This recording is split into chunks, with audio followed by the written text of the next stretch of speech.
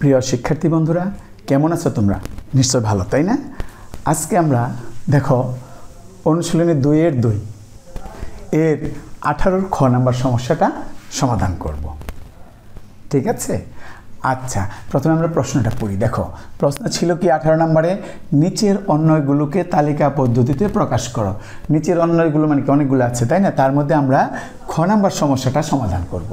খ নাম্বারে আছে কি এফ একটা অন্যয় যেটা এক্স ওয়াই দ্বারা বর্ণিত, যেখানে এক্স সি সেটের মধ্যে আছে, ওয়াইও সি সেটের মধ্যে আছে এবং এদের দুইজনের মধ্যে সম্পর্ক হচ্ছে ওয়াই ইকুয়াল টু 2x।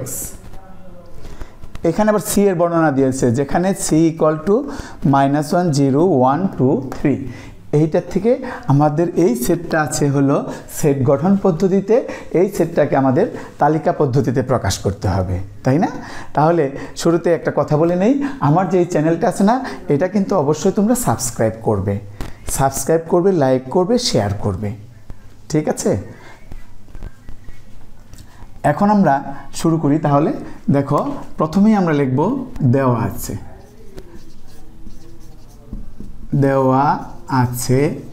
কি দেওয়া আছে? এই যে এফ সেটটা দেওয়া আছে, এইটা আমরা আগে লিখে নেব। X Y such that X belongs to C, Y belongs to C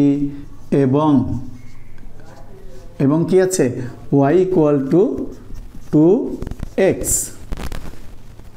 এখানে কথা আছে, সেটাও আমরা লিখে দিই, যেখানে সি এর পরিচয়টা দিতে হবে। এখানে সি ইকুয়াল টু -1 0 1 2 এবং 3, এইটুকু আমাদের দেওয়া আছে। এখন আমরা কি করব? খেয়াল করে দেখো, প্রথমে বলেছে এক্স বিলংস টু সি, এক্সটা নিতে হবে সি এর থেকে, আর ওয়াইটা সেটাও সি এর থেকে নিতে হবে। দুইটাই আমরা একত্র প্রথমবারই সি এর থেকে নেওয়ার চেষ্টা করব না। আমরা প্রথমে কি করব? এক্সটাকে সি এর থেকে নেওয়ার চেষ্টা করব। প্রথম কাজ আমরা কি লিখব? সকল যতগুলো আছে এক্স, সেটা আমরা সি এর থেকে নেব। সকল এক্স বিলংস টু সি এর জন্য সংশ্লিষ্ট আমরা ওয়াই নির্ণয় করব।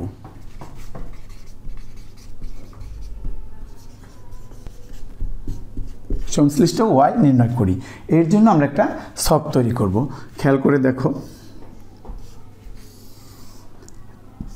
আমাদের ছকটা হবে, টেবিলটা হবে এরকম, যেখানে উপরে থাকবে আমার এক্স আর নিচে থাকবে ওয়াই, যেটা কিনা 2x এর সমান।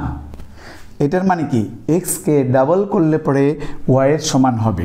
আমরা এখানে লিখেছি কি, সকল X belongs to C, X সবগুলা সি এর থেকে নিতে বলেছে। এই যে সি এর যে 5টা সদস্য আছে, -1 0 1 2 3, এই 5টা সদস্যই আমরা 1 2 3 4 5, তাহলে -1 0 1 2 3।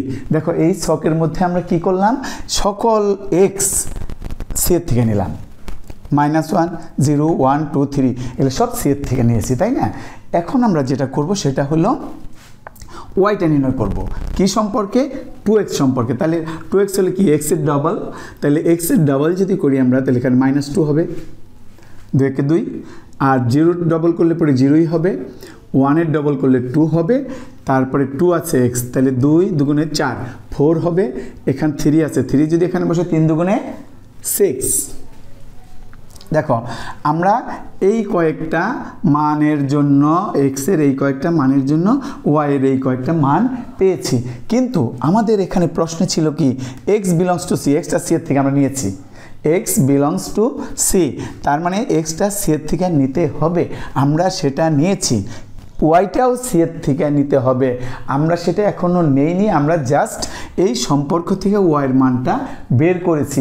আমাকে দেখতে হবে এখানে কোন কোন মান এই সি এর মধ্যে আছে আর কোন কোন মান এই সি এর মধ্যে নেই। তাহলে দেখো, এই -2 এটা সি এর মধ্যে নেই, এই 2 আছে সি এর মধ্যে, এই 4 আছে নাই, নাই সি এর মধ্যে নাই, এই 6 এটাও সি এর মধ্যে নেই। তার মানে কি এই 2, 4 এবং 6 এই তিনটা এই সি এর মধ্যে আমরা পাচ্ছি না, সেটা আমরা লিখব। কিভাবে লিখব? কিন্তু -2 does not belongs to C. -2 does not belongs to C. এখানে প্রশ্নের মধ্যে একটু খেয়াল করে দেখো, ছিল ডোমেন ও রেঞ্জ নির্ণয় করো। ডোমেন ও রেঞ্জ নির্ণয় করতে বলেছে। এটা আমাদের লেখা হয়েছিল না, আমরা একটি এখন লিখে নিলাম। ঠিক আছে, এই তালিকা পদ্ধতিতেও প্রকাশ করতে বলছে, আবার ডোমেন ও রেঞ্জও নির্ণয় করতে বলছে। কিন্তু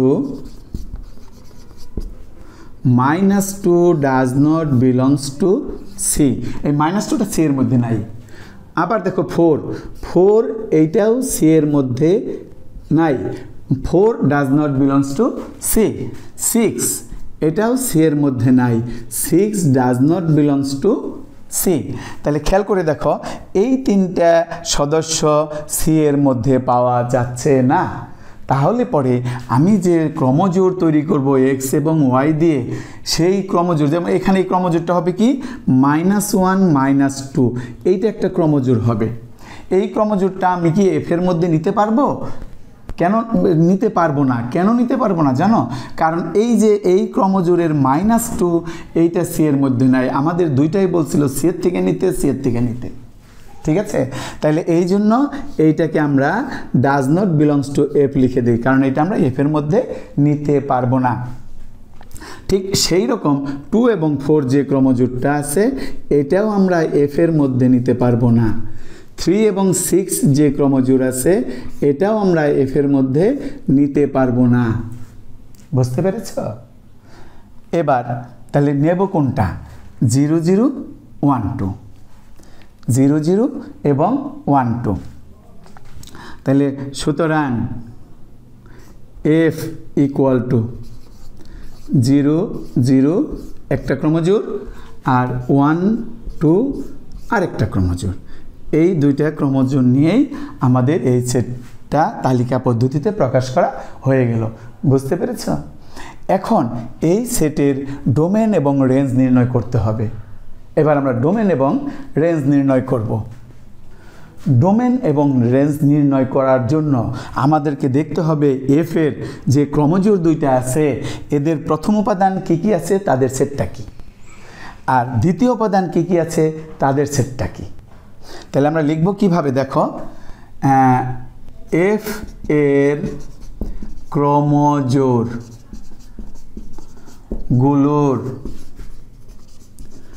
প্রথম উপাদানের সেট ইকুয়াল টু, এই যে প্রথম উপাদান কি গেছে এখানে দেখো, এইটা হলো প্রথম উপাদান, এইটা প্রথম উপাদান, তাহলে 0 এবং 1 এই দুইটা হলো প্রথম উপাদান। তখন আমরা লিখব সেই সেটটা 0 এবং 1। ঠিক আছে, এরপরে এবং দিয়ে আমরা দ্বিতীয় উপাদানের সেট লিখব, এবং দ্বিতীয় উপাদানের সেট, দ্বিতীয় উপাদানের সেট কি হবে? এই 0 এবং 2, তাহলে 0 2। আমরা কিন্তু জানি যে এই যে প্রথম উপাদানের সেট, এইটাই হচ্ছে ডোমেন, আর দ্বিতীয় উপাদানের সেট এইটাই হলো রেঞ্জ। তাহলে কার ডোমেন কার রেঞ্জ? এই যে এফ নির্ণয় করেছি, এই এফ এর ডোমেন হচ্ছে ওই প্রথম উপাদানের সেট। তাহলে আমরা লিখব সুতরাং domain of F equal to ওই প্রথম উপাদানের সেটটা আমরা লিখে দেব, এবং রেঞ্জ এফ ইকুয়াল টু কি আছে? 0 এবং 2। এই যে আমাদের ডোমেন এবং রেঞ্জ নির্ণয় করা হয়ে গেল। ঠিক আছে, তাহলে আমাদের এই বের করতে বলেছিল কি ডোমেন ও রেঞ্জ, হয়ে গেছে রেঞ্জ। তালিকা পদ্ধতিতে আমরা আগেই করেছি। বুঝতে পেরেছ? তাহলে আজকে এই পর্যন্তই থাক, পরবর্তীতে আবার কোনো দিন দেখা হবে। তোমরা যে এতক্ষণ ধৈর্য সহকারে আমার এই ভিডিওটা উপভোগ করলা, তার জন্য তোমাদের সকলকে অসংখ্য ধন্যবাদ।